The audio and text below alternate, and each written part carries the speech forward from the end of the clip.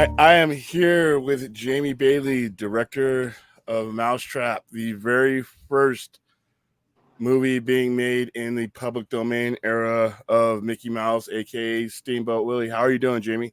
Good, Will. How are you?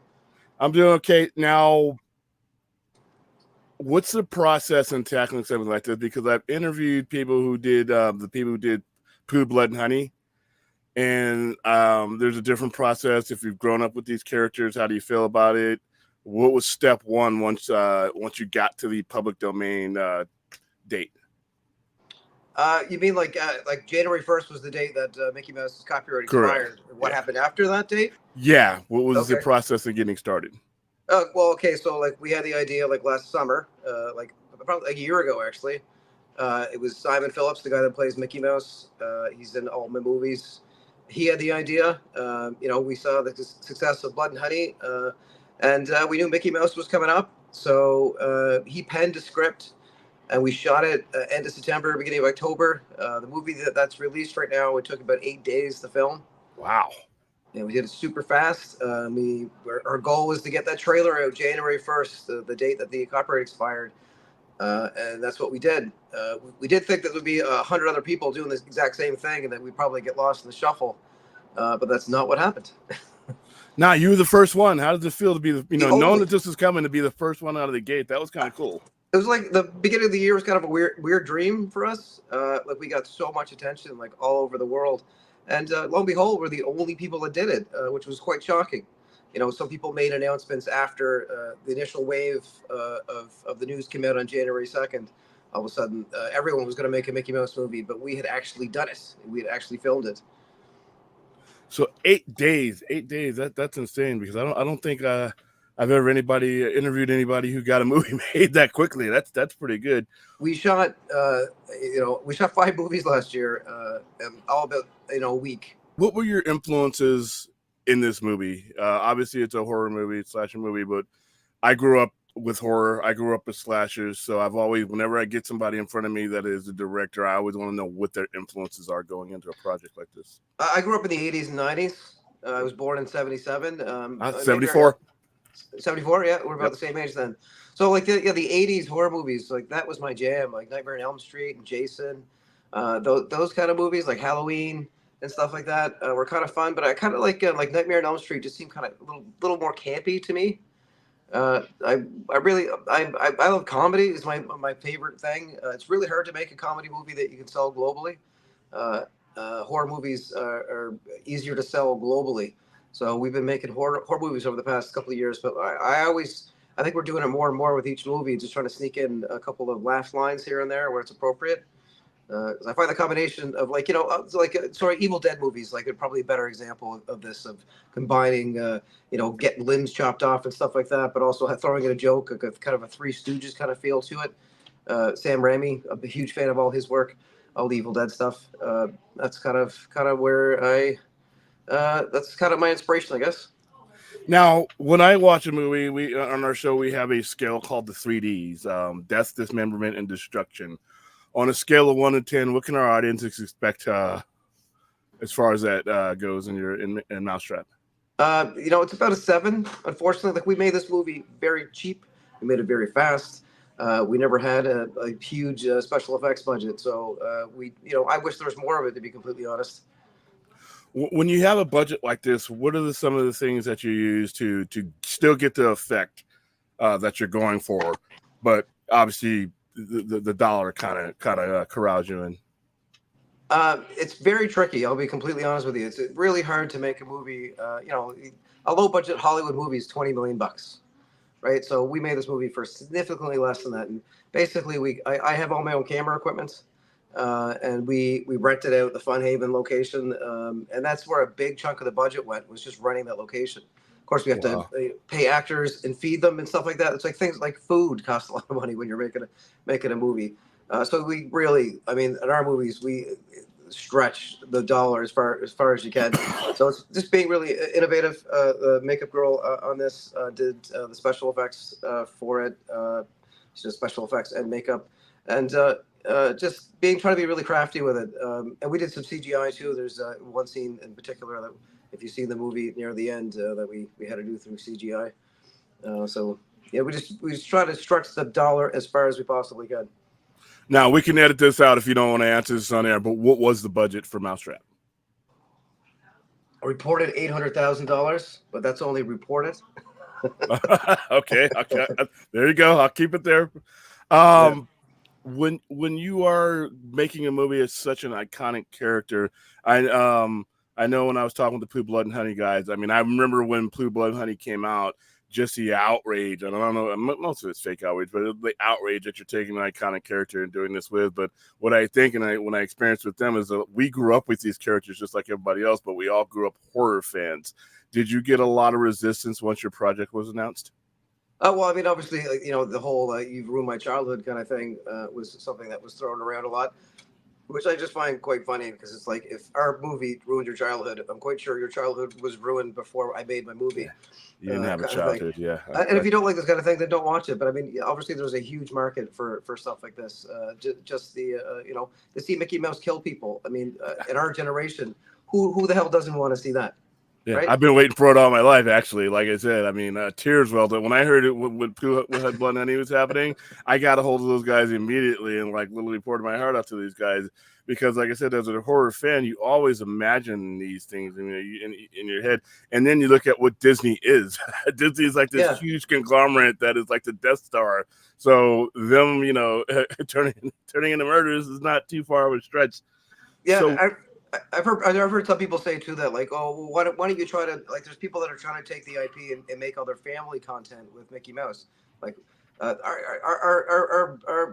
thought process was like, how do you take Mickey Mouse and make him the exact opposite of what we've been used to? But like, some people are like, oh no, why don't you just enhance the family aspect of Mickey Mouse? It's like, quite sure Disney got that wrapped up. I'm pretty sure they're probably going to be better at that than anyone else. Built parks out of it. Built parks and millions of people coming there a year for it. Distribution. I know whenever I talk to somebody who has made an independent movie, the one thing that always pops up is distribution. The hardest part, like getting it out there. How hard is it to get a movie like this out there into the public? Well, I mean, so that was I made 7 movies, and so some of them haven't been released yet.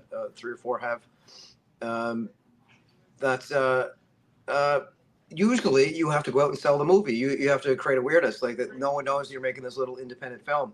But what was super great about this film is that when we sent out a press release and launched the trailer, we sent it out, the press release on The Wire, and the media already had the story that was ready to go about Mickey losing his copyright. It was already ready to be shot out the cannon on January 1st, January 2nd.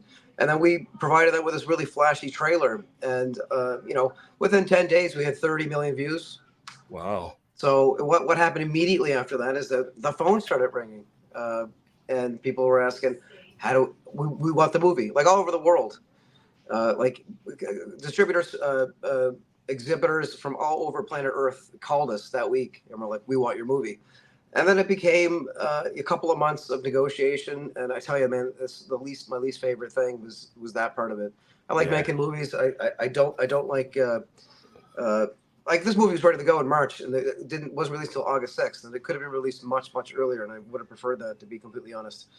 But we, like with the distributor, we finally settled on deals. We were looking for someone to buy the world rights for a certain price tag, and we came really close. We were offered more money than what we're used to, I guess. But it didn't. We felt that we because of all the success that we had, that we could probably get a little bit more money if we sold it to individual countries. So we went ahead and did that strategy and sold it to Japan, Turkey, the UK, North America, Latin America, and just carved out deals in all these different regions independently, which basically added up to the price tag that we wanted. So that's how we did it. It wasn't fun. And then the other thing on top of that is that when someone buys your movie, you kind of lose the right to do all kinds of things with it. If you want to make a director's cut or something and they don't want it, then it'll never be seen in that region, for 15 years or something, which is, you just, they pay for it. They give you some money. You make a deal with some back end split or whatever. But I mean, it's theirs now. You know what I mean? Yeah. So it's no longer your baby. That's got to be tough. It is, yeah. It is. Now, I don't have any kids. These movies are my babies. Like, they are generally that. I know that feeling. So for those of you who are watching this, I'll have a link in the description so that you can go watch it here in America. Because right now for here, we got it on Amazon Prime. You can rent it, so you'll have that link there. You'll Apple, have it's on Apple TV. that's right, Apple Google TV. Google Yeah, Play. It's on a bunch of places, pretty much anywhere where you rent video. yeah. And My and sorry, just lastly, while we're talking about it, there is. look at that. That's beautiful. We have Blu-ray and DVD available on Amazon. And yes, that's still a thing. Yeah, hey, physical media, man. Listen, some of us, I don't think I'm ever going to let go of physical media. I understand the business aspects of it, but there's certain things about physical media. First of all, the quality, is usually a lot better. But it's, I think physical media in my lifetime will come back. I don't know if it'll ever be as big as having a blockbuster Friday night situation, but I think people miss gathering. I really do think people miss gathering, especially when it comes to horror movies. My horror footprint would have been much smaller if it wasn't for physical media. Because whenever that one that I went to go see is out, they always had that B level one, that was like, okay, if Alien wasn't there, some kind of space creature movie was there. You know what? We ate it up. We ate it up in the 80s. Now, we're gonna have all your links in there. Like I said, Vince, my guy, he'll put everything in there. He'll put the physical media in there. Anybody that wants to go get caught in that mousetrap, will be able to get it. Have you done any merchandising yet for it? No, we haven't. No, we, a million things we have to be careful of to make sure that the big Disney doesn't crush us. And there's we're kind of testing the waters with what we just did, and we're kind of evaluating possible merchandising, but we haven't pulled the trigger on it. I guess we're being very cautious. Yeah, I understand. It's a very unique product. On that note, whenever something comes to the public domain thing, there are certain rules and certain versions of the character. Like, for instance, Superman. When Superman goes into the public domain, it's going to be a while before people can do it. Like, he can't fly, or you can't do. There's certain things. It's that version of the character. Iteration that is now expired. I think it's 75 years after the death of the person that created it. Is the rule, and it's like, I mean, for us, and Mickey Mouse is it's the 1928 Steamboat Willie. It's not the modern version of Mickey Mouse that you can play with. He can't have like red shorts and eyebrows, and he wears white gloves. He can't have white gloves, stuff like that. Yeah, so there's a lot of things that I think a lot of people don't realize, because whenever they hear something going public domain, they're like, "Oh my goodness, they're going to do this, they're going to do that." Like, nah, go ahead and read those rules, guys. But like I said, for Mickey Mouse to go in the public domain, do you have any future plans as other characters come into the public domain to exploit those? Maybe.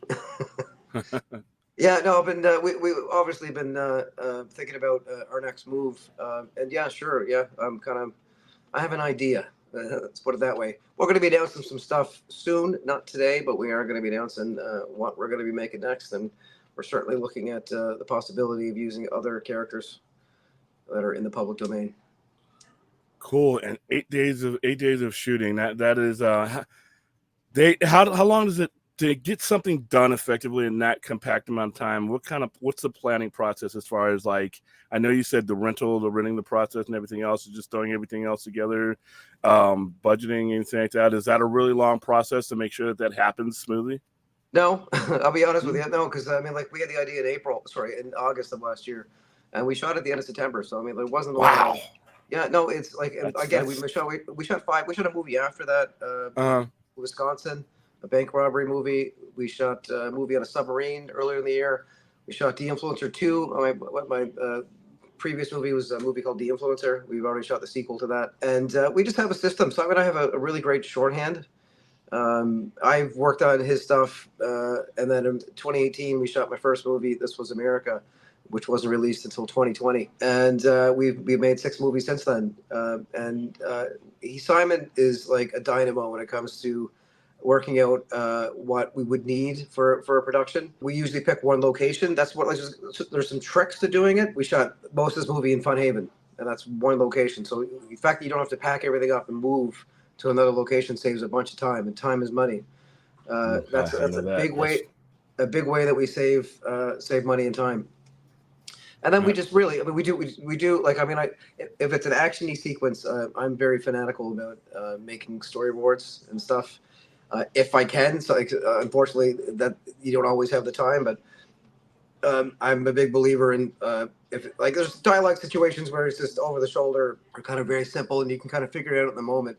But like when something like Mickey's coming out and chasing him in the laser tag, for instance, like she falls on the ground and like there's so many things that happen that you really have to kind of think out. Okay, I want to be here. You're editing. I edit the movies too, so I'm really when I'm thinking about how I'm going to shoot it, I'm really living as an editor, as the director, as the cinematographer, and kind of thinking about what are all the pieces of the puzzle that I need to make it happen. And I love that more than anything, really.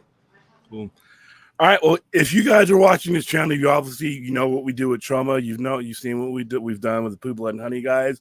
I absolutely adore independent filmmaking, even at this age, even with everything we have at our disposal. So whenever I get a chance to get somebody on a project like this, the biggest important thing for me making these videos is that you guys still understand that this type of filmmaking is still a thing. It's still out there. It's still fun. We'll put all the links in our description to make sure there's no excuse for you not to go see Mousetrap. So Jamie Bailey, thank you for giving me some of your time. I know you're a busy man, getting these things going on. And like I said, I wish you all the good fortune in the world on your journey into making stuff like this. Like I said, this is the kind of stuff I grew up with. And like I said, I'm just thrilled that it's out there. Well, listen, man, thanks for having me. Thanks for caring. I do greatly appreciate it. And anytime you want me back on, just let me know. We'll make it happen. All right. Cool. All right. Thanks a lot, man. All right. Cheers. Mickey's Mousetrap. Follow the links, guys.